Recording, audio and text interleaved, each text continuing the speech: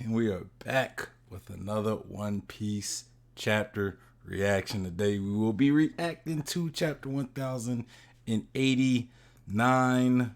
And the title of this is Under Siege.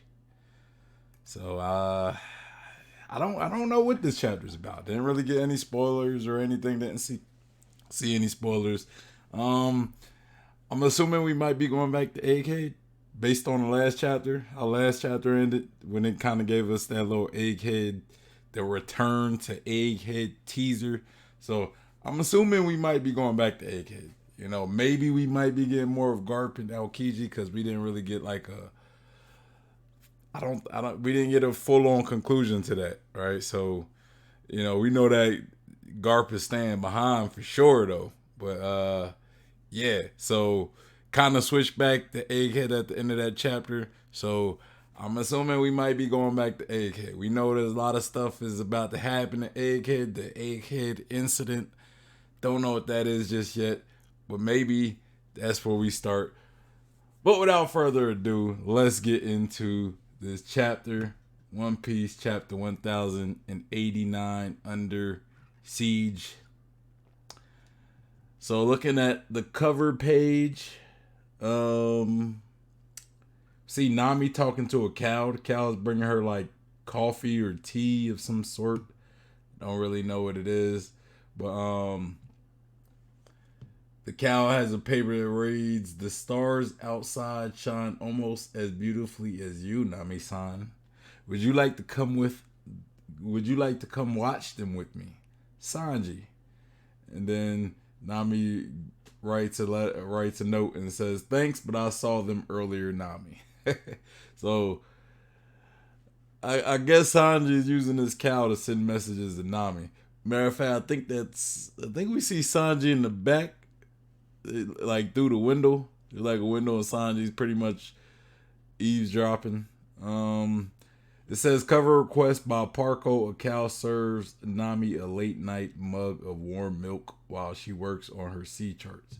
All right, so that's a cup of warm milk that this cow is given to Nami as she writes her sea charts, and Sanji spies what's going on in the background. At first, I thought like somehow maybe Sanji turned into that cow. When I seen the cow with the note and it says Sanji at the bottom, I thought I like, did Sanji turn into a cow or something? But then I seen Sanji in the background and I was like, oh okay, Sanji must have sent the cow to talk to Nami pretty much. So this looked like Fuchsia Village. Well, like we're cutting back to Fuchsia Village. It's a East Blue Fuchsia Village, yeah. Did you hear about Garpson? Missing in action on Pirate Island. What's that mean? It doesn't say dead, right?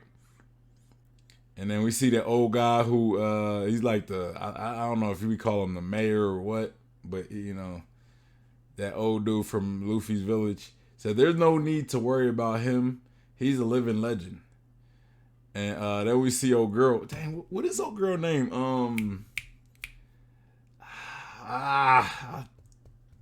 Racking my brain. I can't remember old girl name, but she was the one who runs the bar that Luffy was talking to Shanks. Makima, Makino, Makine. I don't remember. I know it's something like that. I think. She says, "Yeah, the mayor's right." So the dude is the mayor. I thought he was. I just y'all know I got like a bad memory, so I gotta be refreshed on some things sometimes. And y'all know One Piece is so goddamn expansive. So a lot of characters to remember, a lot of villages. He said, "Kaya, haha, you think this is funny?" Oh, and then there's a baby crying. Is that old girl baby? I think that's old girl's baby. So the baby was laughing, and then the mayor yelled at him. He said, "What?" He said, "Sorry, I didn't realize it was you." Yelling at the baby. That's wild. That's wild. Uh, then she gets her baby. She says, "I guess we're all a little on edge over Garp sign." The baby's even starting to recognize Luffy's face from all the photos. And then the mayor says, "You really love seeing big bro Luffy, don't you?" Or no, I think she's saying that. She's saying that. Bro, I mean, how can he not like Luffy? You know what I'm saying? Luffy, it's Luffy, bro. It's that monkey D. It's the monkey D.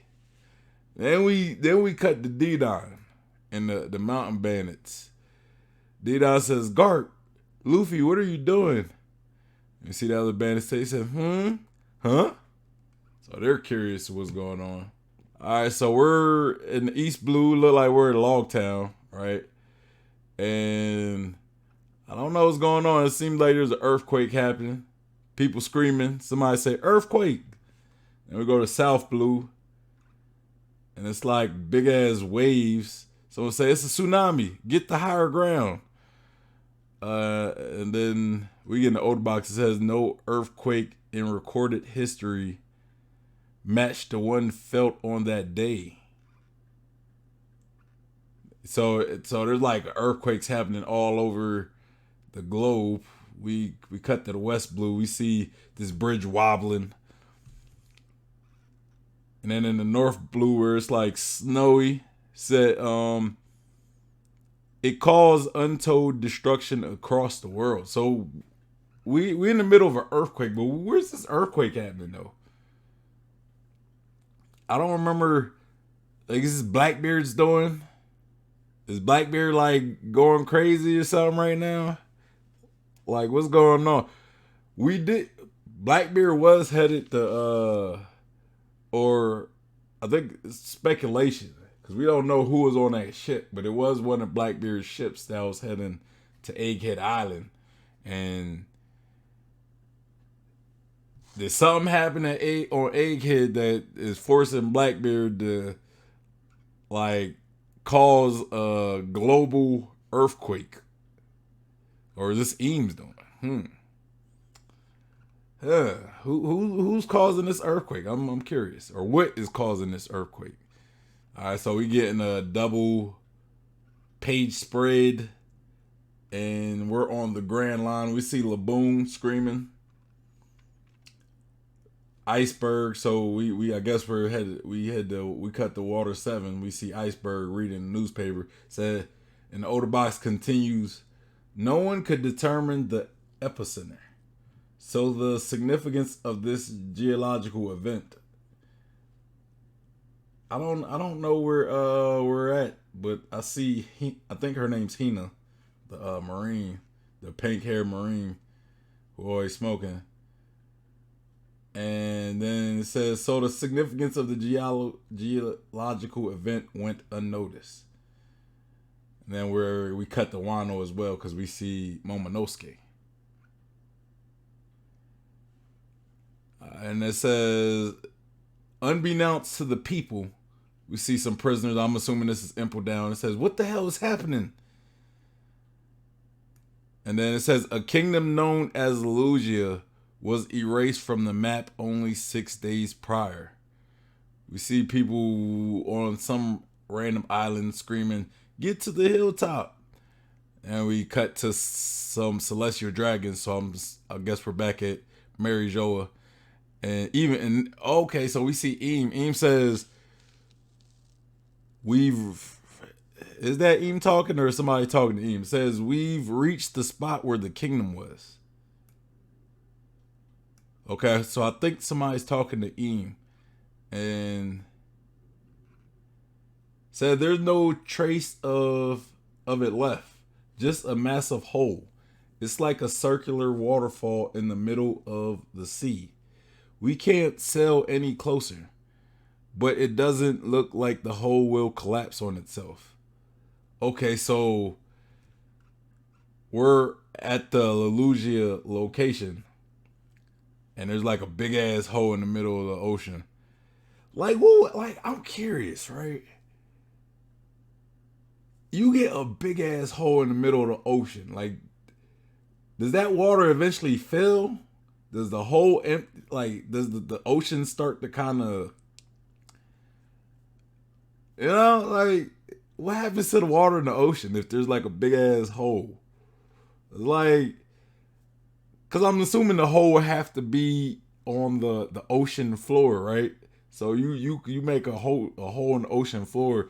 Would it like drain the ocean?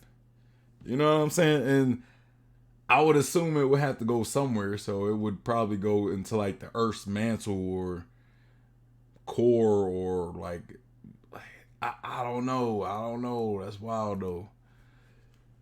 But the Otterbox continues the ensuing earthquakes causing the global sea level to rise by approximately 1 meter. Hey, all those theories about us possibly getting a earthquake or like a flood, is that starting right now? We in the middle of this cleansing. What's going on though? Like that's what I want to know. What's going? Don't nobody spoil that for me. That's a rhetorical question. All right, rhetorical question. I'm just curious what's going on though. So the Otterbox says many of the world's shores. So we're at Kamibaka Kingdom or Queendom, Kamibaka Queendom, and it says, "What is happening?" So we know this is Ivankov talking. The tide has never gotten this high before. It will recede eventually, won't it? And then it says the Otterbox continues. We're lost beneath the waves. How are we meant to run on the beach now? Says one of the one of the Okama. Uh,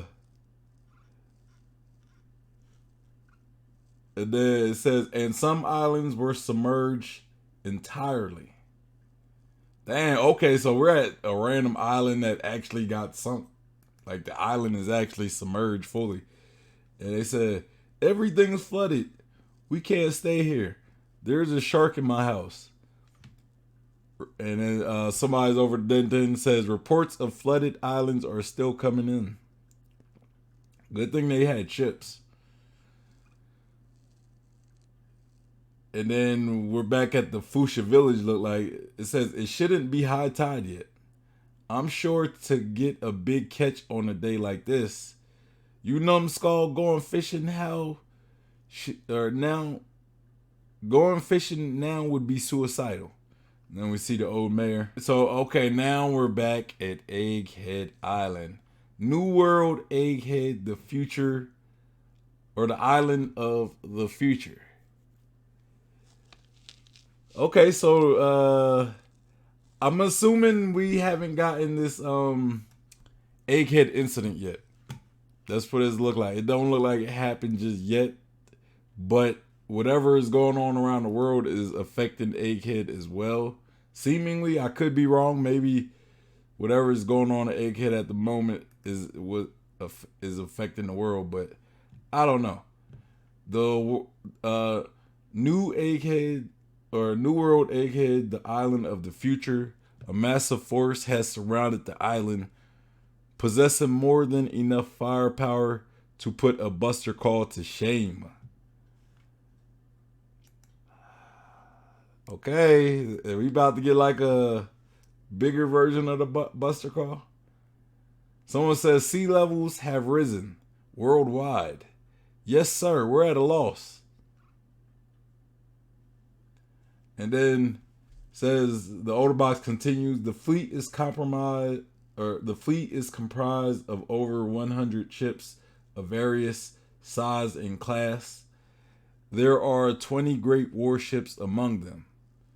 And we see one of the giraffe sea kings, the controlled sea kings that Vegapunk has under his control. He's chomping down on a marine ship. It says, wow, it's a mecha monster. So, the Otterbox continues in a total of 30,000 Marines. So something shoots that big mecha sea king. It looked like a light. It looked like a light. I know. I already have an idea who that is. I got an idea. It's the homie. It's the OG, the big dog, the top G, Kizaru, and I do call him the top G because I firmly believe he might be stronger than the other OG admirals, the other two OG admirals, Akainu, Akainu and Aokiji, and I know that is an unpopular opinion that a lot of people not gonna like me for, but I think he is. I don't have the evidence to go back and forth with nobody just yet, but I look at how he fared against Whitebeard. He was the only one of the three admirals that was just toying straight up toying with Whitebeard. Like, you're like, bro, boop boop, you're nothing, man. He was toying with Whitebeard while the other ones was having a little bit more problem. Not only that, we kind of see Aokiji and Akainu go out, right? Like we've seen them go all out. We know we have a better measure of how strong they are, right? Kizaru still has yet to fully flex his strength. And if Oda is withholding Kizaru's strength versus Aokiji and Akaino's strength,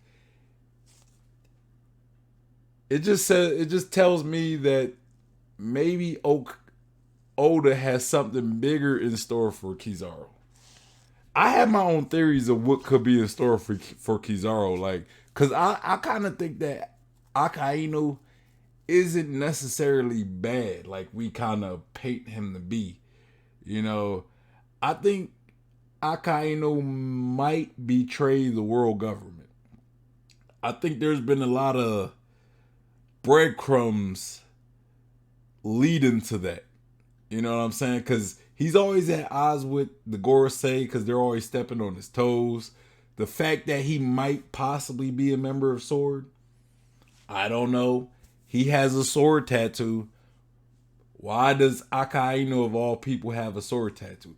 I could understand if this was like Mihawk, Zoro, maybe Aokiji, because we've seen Aokiji use his like ice swords, and even Kizaru has like uses light swords, right? But I don't recall Akainu ever really using any sword, or a magma sword, or just a sword in general. So why Akainu doesn't give off swordsman to me, right? So why does he have a sword, or why does he have a sword tattoo? You know, I could just be looking deeply into it, but I'm just saying, why does he have a sword tattoo? And if Akainu is sword, he might actually could potentially work against the world government, possibly, right? And I think if he does end up acting against the world government and the Gorosei might order Kizaru to dispatch of Akainu. And it's kind of like those moments where you got that one guy who you think is weaker, but he's really a lot stronger than the person he's working under. He's just kind of like being a sleeper agent. Like he serves him, but he's really working for somebody else, and he's really a lot stronger than the guy that he was working for that we thought was stronger than him. You know, it's like one of them situations. I'm assuming, but I know that's not a popular opinion that's going to ever get a lot of traction. A lot of people aren't really fans of Kizaru like I am. You know, a lot of people, you know, when you look at the original three admirals, Kizaru tend to be like the least popular of the original three. You know, usually people like Aokiji a lot more, and like I feel as though Aokiji is the most liked of the three, and then Akainu is kind of looked at as the strongest of the three. You know what I'm saying? But Kizaru always gets overlooked. Like people don't acknowledge him at all for anything. Like people don't like Kizaru as a character, and people don't acknowledge him to be the strongest or anything. I personally think he might be the strongest, and he's my favorite one. So it's a little biased there, don't get me wrong. So, you know, there's that. So we see Tsutomu talking, hey didn't I just tell you not to lay a hand on a weaponized sea beast? So that we know he calls Kizaru Onk. I think he calls Vegapunk grandpa, but he calls Kizaru uncle. So I think that was confirmation to say that attack was definitely Kizaru, who just one shot at that beast. And then we see is that what's the Vegapunk with the small Vegapunk with the big head? What's his name? Not Pythagoras. Edison. Is that Edison in the water? It look like Edison on like a little boat or something. And then I think Kizaru replies, "They started it." Otobox says this operation is being spearheaded by 9 HQ vice admirals. So we see Doll. Is that Doll? Oh, okay, Doll looking very dullish. I forget these other vice admirals' names. The vice admirals are all they always kind of forgettable. I know there's like Dalmatian. The Dalmatian one, his name's something like a Dalmatian or something, and then Momo Gumo. Like those are the only vice admirals that I be remembering. And Osudu, I remember her as well. But most of the other vice admirals I be forgetting. Said by 9 Navy HQ vice admirals and Admiral Kizaru. We got Kizaru sitting there eating some noodles. My man eating some noodles, chilling after he just low diffed that sea beast. He said, "You aren't making this easy for me, Sitamaru-kun. Can't you just come on out and surrender?" And he says, "Fat chance. We'll be ready if you try something like that again." So despite them being enemies, they still like talking like they cool and everything. They still care about Kizaru. Don't want to do that to Sitamaru, but he know that Sitamaru being disobedient, so he gotta spank this kid, man. He gotta get this man a spanking. And Kizaru says, "Oh my, I'm absolutely terrified." See, and this is what I be talking about right here. This is what I be talking about. People be saying, "Oh, Kizaru was scared of Ben Beckman." Bro. Cause Kizaru said, "Oh, Ben Beckman's scary." Or was that Ben Beckman or was that Rayleigh? Bro, this Kizaru's personality, bro. The man always say he's scared or something's terrifying that we know damn well the man ain't scared of. Like he just said, "Oh," he just told Sitamaru, "Oh my, I'm absolutely terrified." Man, come here. As he chilling, eating some noodles, man. Come on now. This man be trolling, bro. He be trolling. Sitamaru said, "Grandpa Punk based the pacifista's lasers off of the research he did on your powers." Yeah, I think we already kind of knew that though. I think we already knew that one. And we get a little flashback with Vegapunk Kizaru looks to be in a smaller, younger Sitamaru. And Kizaru like shooting lasers into the sky. Shooting like light into the sky. And Sitamaru celebrates, says, "That's so cool." And then Sitamaru says, "I can't believe you're here to kill him." And Kizaru says, "Sitamaru-kun, no one can protect him from his own choice to research the Void Century. I'm just a cog in the machine." That really says a lot by how Kizaru looks at himself. He just goes along with things. He just goes along with it. Whatever they tell him to do, he's like, "Hey, okay, whatever." The man don't have no his own like ambition. Kizaru's not an ambitious dude. You know what I'm saying? He's just following his orders. He follows his orders and he chills.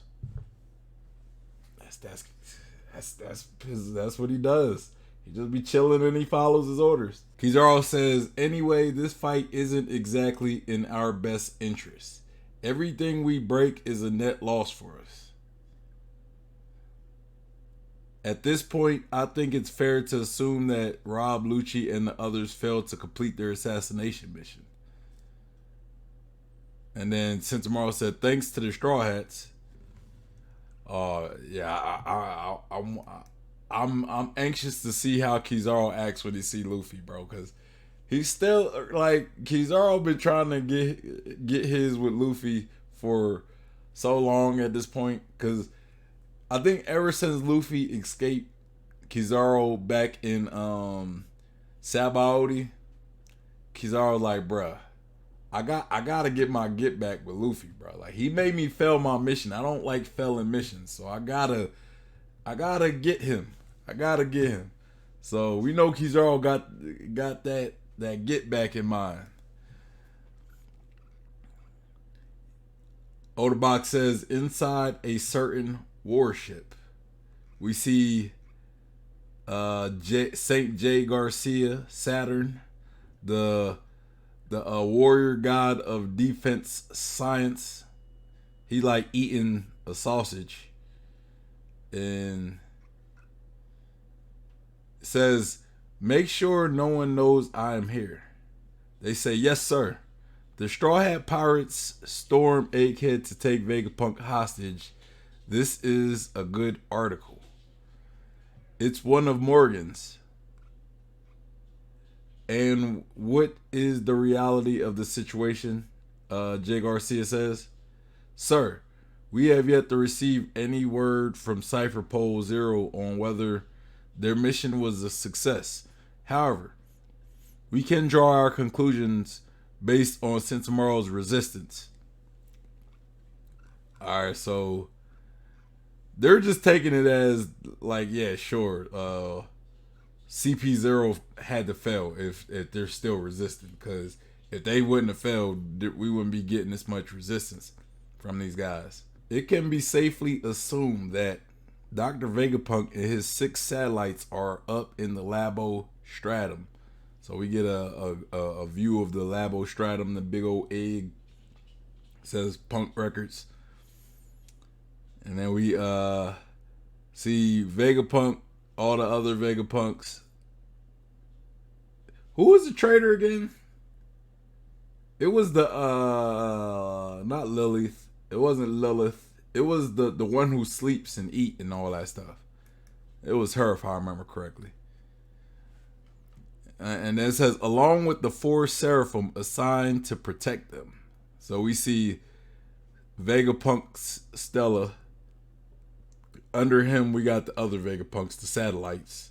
And under them, we see 4 of the Seraphim being S-Bear, S-Hawk, S-Snake, and S-Shark. And we did see the other Seraphim a few chapters ago. We seen the Doflamingo Seraphim, the Crocodile Seraphim. Was there the Buggy Seraphim? The Gecko Moria Seraphim. I don't think there was a Buggy Seraphim. There was a Gecko Moria Seraphim. Was there a Law Seraphim though? Because we know that Law was a Shichibukai for a while. And even Blackbeard was a Shichibukai. I would think they would have like everybody who been a Shichibukai at one point maybe have their blood, their DNA sample, and could create a Seraph from them. I do know there was a Doflamingo one, a Crocodile one, and a Gecko Moria one. I don't think there was a Law one, and I don't think there was a Buggy one, if I remember correctly. And then we see the Mugiwara Pirates. And the Marines continue, and it seems likely that they have joined forces with Emperor Straw Hat. His crew has 10 members. Our advance guard included 3 members of CP0, Rob Lucci, Kaku, and Stussy. Oh, they don't even know about Stussy. They don't even know about Stussy. For real. They ain't even realize that Stussy them betrayed him. And she's the reason why CP0 is pretty much out the game. Even though they would have lost anyway. I don't think they was beaten. I think Luffy probably would have took out CP0 by himself, honestly. Luffy and Zoro. Yeah, I think Luffy and Zoro would have, and Sanji. But Sanji would have had to fight Stussy, and I don't think Sanji fighting Stussy, so they would have had to get like Robin to fight Stussy or somebody. So that Stussy might have could probably beat Robin though. I don't know. I don't know unless Robin pulls out that transformation she done got. And there were also a number of Cypher Pole agents. So it was just a bunch of bums. We see the Fabrio Stratum at the bottom. And at the Fabrio Stratum, we see the Pacifista led by Sutamaru fighting some of the Cypher Pole agents. And it says, but it seems like they've been captured in the Fabrio Stratum by Sutamaru and his battalion of Mark III Pacifista. It said, as the Frontier Dome is currently at 100%, and we see the 100 on that cloud. And we talked about that before, but I think this actually confirmed it. I don't think it was actually. I think it was easy for us to come to that conclusion, but I don't think it was confirmed at that point. That those numbers that was on the cloud, when it said 100, that means, you know, that's when it was at 100%. You know, I think we came to that conclusion, but it wasn't like confirmed just yet. But now we got a confirmation that when the number on whatever the number on the cloud is showing that that's the level that the defense of the Labo Stratum or the Frontier Dome is at, you know. We see Saturn Eden says we can be certain that nobody can get in or out of the Labo Stratum. Unfortunately, we have no way of knowing what has transpired on the interior of the dome in the last day or so. And Saturn says, and where have the researchers and workers of Egghead gone? One of that Vice Admiral says they evacuated yesterday, but we have tracked and confirmed the current positions of their ships. And Saturn says, and what would we do if they got away? They might know something. Sink them immediately. Yes, sir. Oh, They're not even gonna let the other scientists. They're not even gonna let them go, bruh. They're like, nah, man, we can't let nothing possibly slip out of Egghead. We can't let no leaks out. That's smart though. I'm not gonna lie. It's heartless, but it's smart, especially for the world government that doesn't want the secrets and stuff being revealed. Yeah.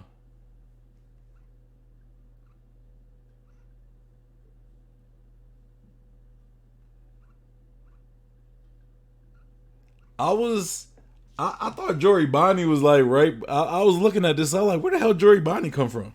Cause she like right behind this Vice Admiral dude. But I think he's just talking about her. He's just like thinking about it.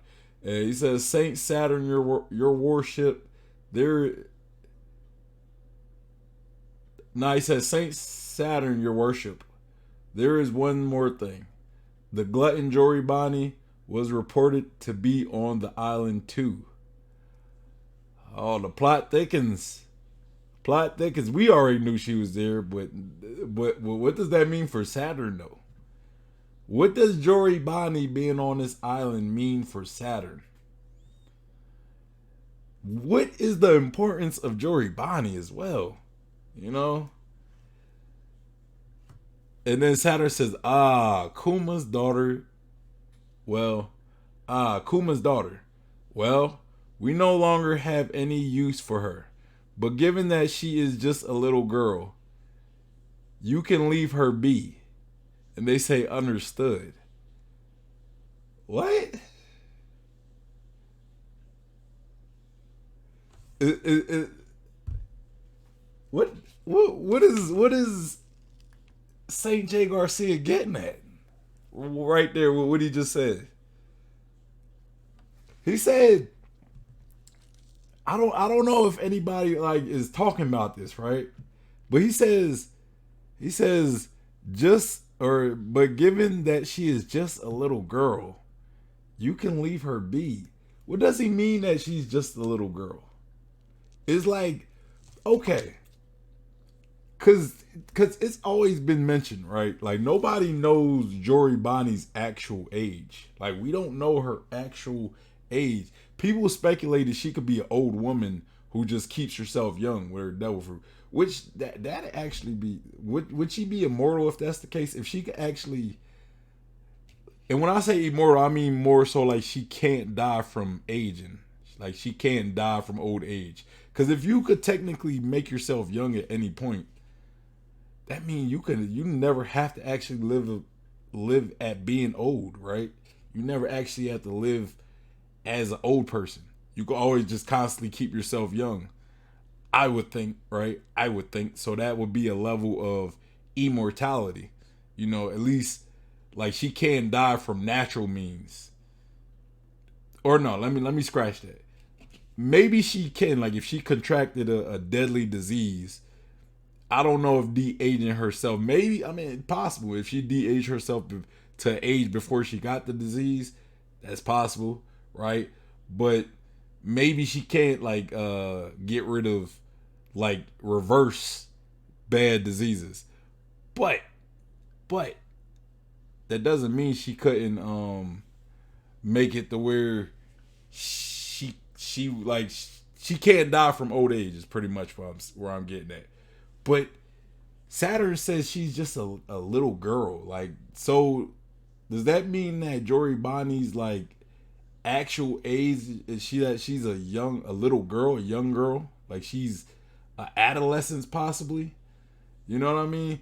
Cause if this was anybody else and if this was any other character saying this, like, oh, she's just a little girl, I could chalk it up to like maybe his experience with dealing with Jory Bonnie is seeing her as a little girl.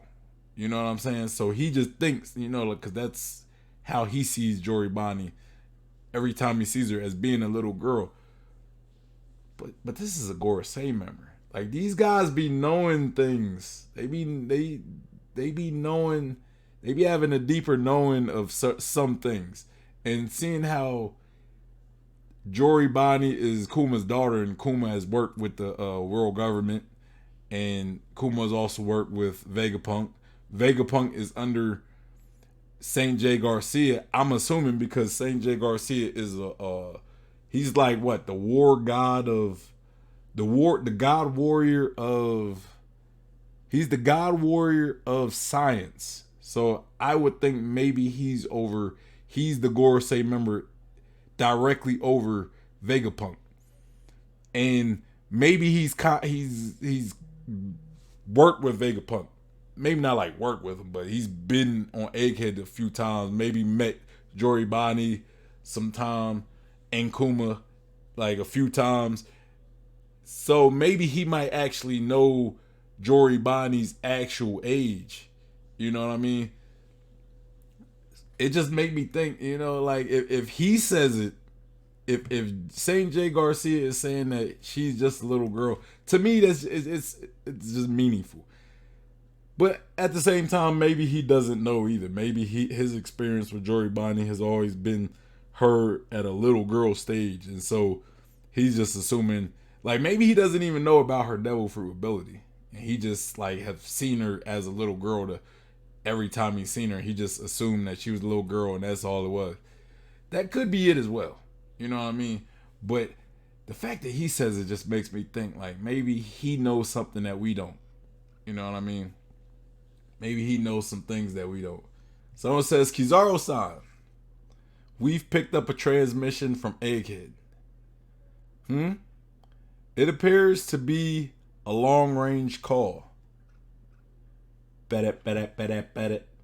Bet it, bet it, bet it, bet it. And we go back. It says the Holy Land of Marijoa. This is Marijoa, over. Marijoa.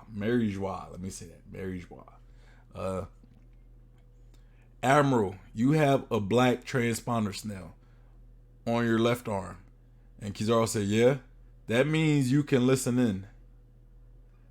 Okay, so we get. I love all the different uses of Den Den Mushi. Like all the different uses of like some of these snails, they like could project.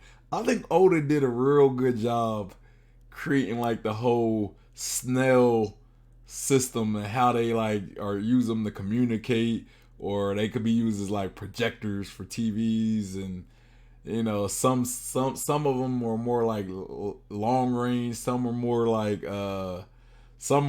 short range. You know what I'm saying? Like just different types of snails that do different things. You know, it's like snailology. Instead of technology, it's snailology. You know what I'm saying? Dendenology. I don't know. You know what I mean? But it's dope. That's dope. I like that.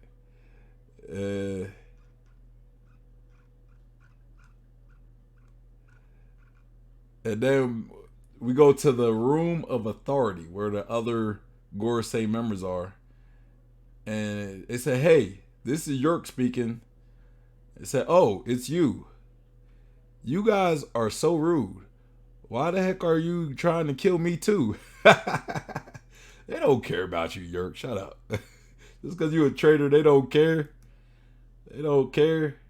So we see the Ganfall looking Gorosei member listening, and York says, I went out of my way to tell you all about the Stella's betrayal.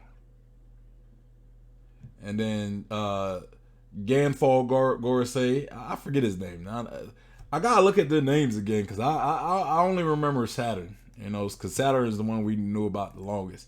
But he said you did do that, but then again you are Vegapunk just as much as he is. Yeah, she's stupid. She's to be a Vegapunk, she kind of dumb. I ain't gonna lie. Like you ain't think they wouldn't kill you. And then she says, if I had any interest in the Void Century, why would I blab about it? It makes no sense. And they say that's true. In any case, you've done well to survive this long, says the Gandhi looking Gorosei. And he continues, didn't CP0 pay you a visit? And what happened to the Straw Hat Pirates?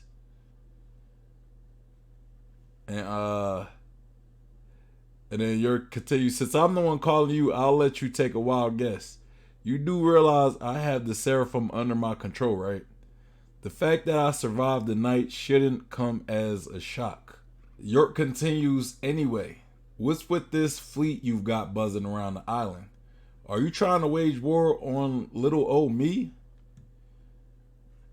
And then the younger Gorosei member, the one with the blonde hair and the beard, says, as a matter of fact, York, we've had a change of heart on that matter.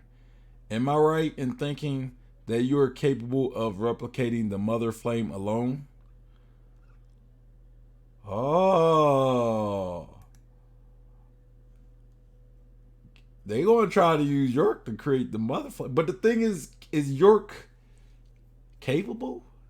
Like, did she get any of the actual genius of Vegapunk?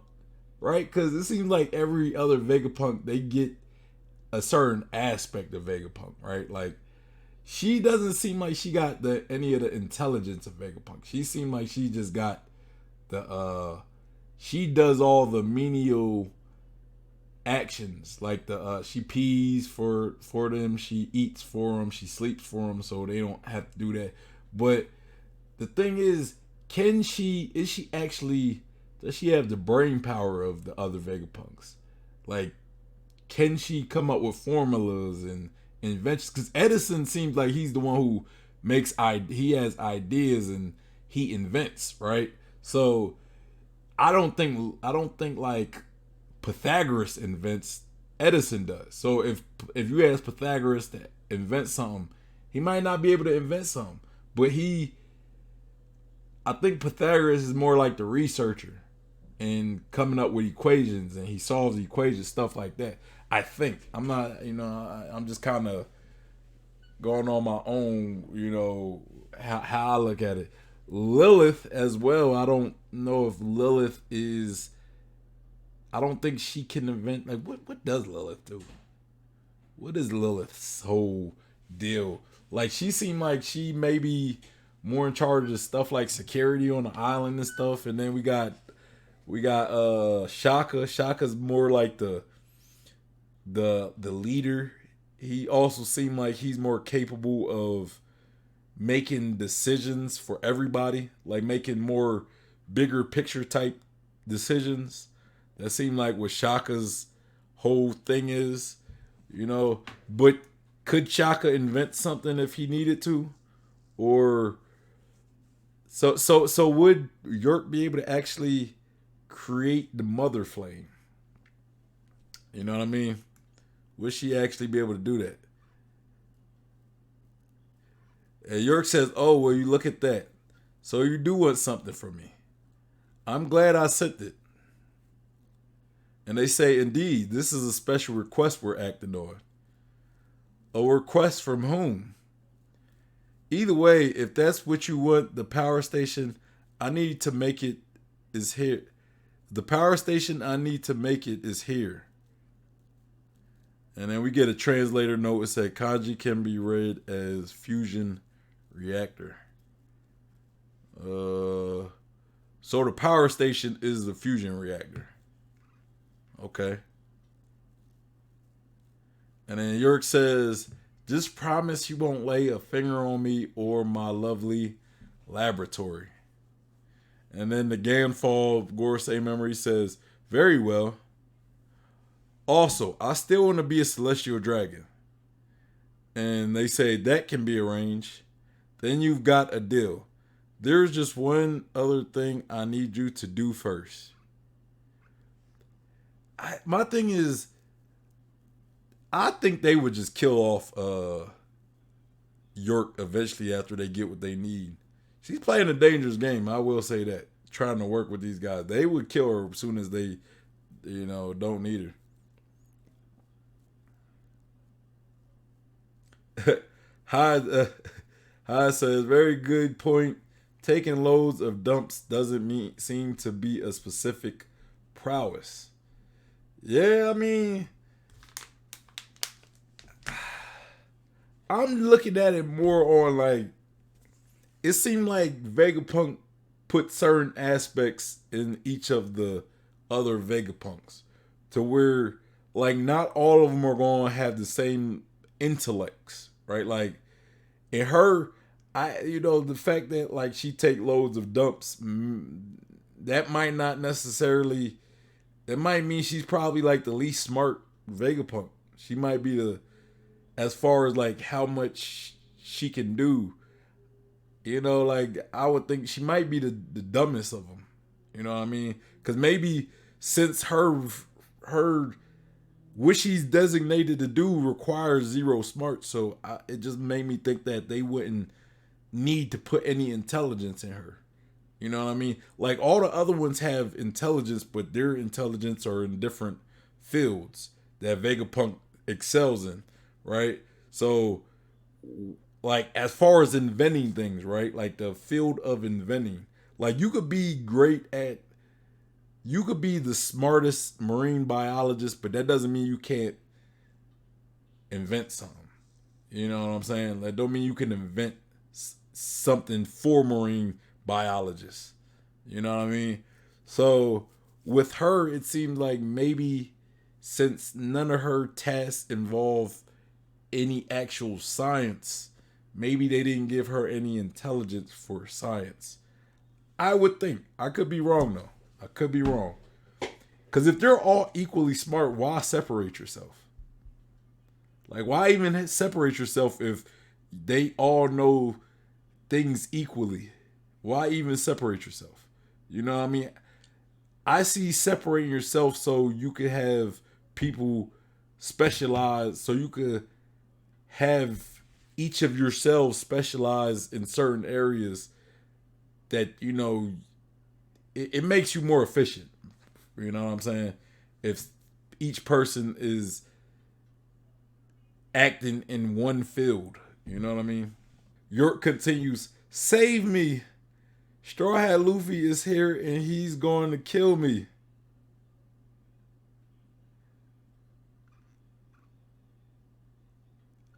Oh, I didn't even see that.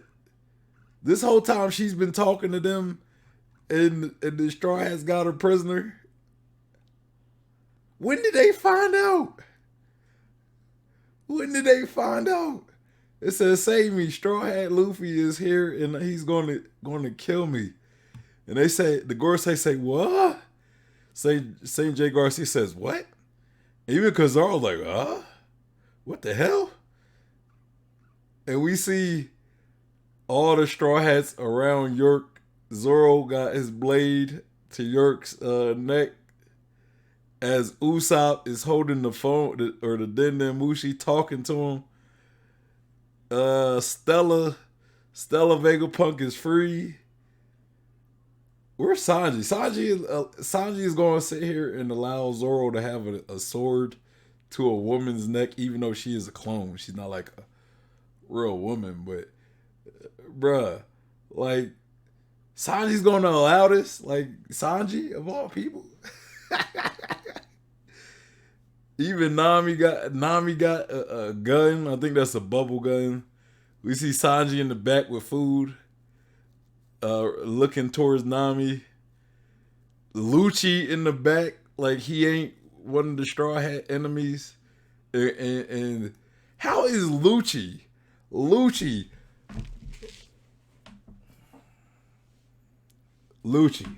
CP0 member, supposed to be loyal without a fault to the Gorosei. But yet he is watching all of this go down, and yet he is doing absolutely nothing. Does that mean that Rob Lucci has made a face turn? Rob Lucci has made a face turn to counterbalance York's heel turn. I'm just saying, what is Lucci doing? Where's Kaku at? Kaku's going to allow this too. I don't see Kaku. I do see Frankie and Chopper in the back as well. Look like they're eating. You know, Frankie eating a burger look like with a soda. When did they find all this out though? And York is like chained to the ground. Bro, what is the Straw Hats planning though? That they doing this? What is the Straw Hats planning? Like they know, but yet they're allowing York to talk to the Gorosei. Bruh. They said the grand conspiracy has been foiled and the crew's all together. And Jinbei's in the back, you know. I ain't even pointing out Jinbei. So where Kaku at though? That's where I'm curious where Kaku and Stussy. I don't see Stussy either. Brooke, I missed Brooke in the all the way at the left. You know, I you know I ain't even I ain't I didn't I haven't even read this panel yet. It got me so hyped. York said, "Please crush these cycles," and then Nami said, "I see everything's finally coming into focus." Luffy says, "I don't really get it, but we can just use her as a human shield to get away, right?" Jory Bond said, "Does that mean we're under siege?" And then Vegapunk says, "So that's how it is." And it says, "The grand conspiracy has been foiled and the crew's all together. One Piece, chapter 1089, and it says break next week, so we are getting another break. Damn it. What's up with all these breaks, though? God dang. I mean, we just got back from a 5-week hiatus. Got a chapter, break. Got another chapter, break. But man, bruh. So York, so the Straw Hats are on to York's plan. They also freed the Stella Vegapunk, so he's freed. Somebody must have found him and freed him. Ooh, I remember because I don't remember which Vegapunk said it, but they said, hey, I do remember this area that's closed off that we need to go check out. So they must have went and checked that area out, which was the basement, and found Vegapunk. So yeah. They must have found Vegapunk in York there. They must have also found Vegapunk in York. And now that they caught York, I'm assuming she doesn't have control of the Seraphim. So how did they get the control back from the Seraphim? You know, if they captured York, I'm assuming they must have had to regain control of the Seraphim. But how? Because as far as we know, all of the Vegapunks, even including Stella himself, they're all on equal level when it comes to the hierarchy of the Seraphim and who they listen to, right? So if they're all on the same level, I think it was established that you can't override the command of somebody who is also on the same level as you, right? So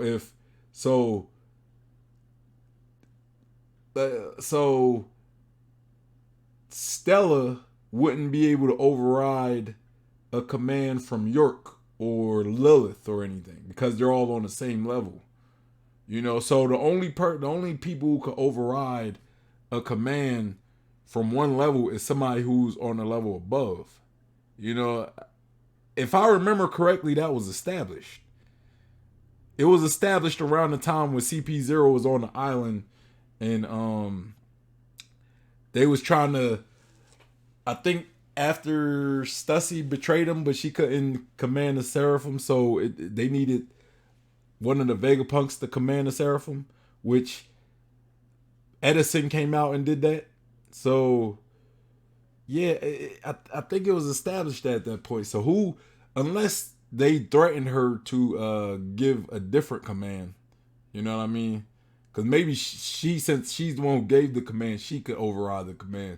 But they had to threaten her to pretty much release control of the Seraphim or they would kill her, right? So that's what I'm assuming. But she did say she also had control of the Seraphim when she called the Gorosei members. So I don't know. I don't know where the Seraphim are and who has control over them. You know, seeing how they got York, I would think that they would have control over the Seraphim somehow. Saint J. Garcia is there as well, so once he acts, he can gain control over them and be the highest level on the hierarchy totem pole present, right? He's the highest person there, so he has that control, so he can gain control of the Seraphim as well, over any Vegapunk, you know, from what we know. But yeah, y'all, that is pretty much the chapter today. Y'all let me know what y'all thought of the chapter. You know, what was your favorite moments of the chapter? What you agree with? What did you disagree with when it comes to anything that I said? Let me know down in the comments. Make sure you follow me on Twitch. Make sure you subscribe to me on YouTube. Like and comment on YouTube. Join the Discord. Make sure you join the Discord. Come be a part of the community. Follow me on Instagram, Twitter, all that good stuff. And that is all I got. Anyway, it's your boy Sean P, the Bluff God, and I'm out of here. Peace.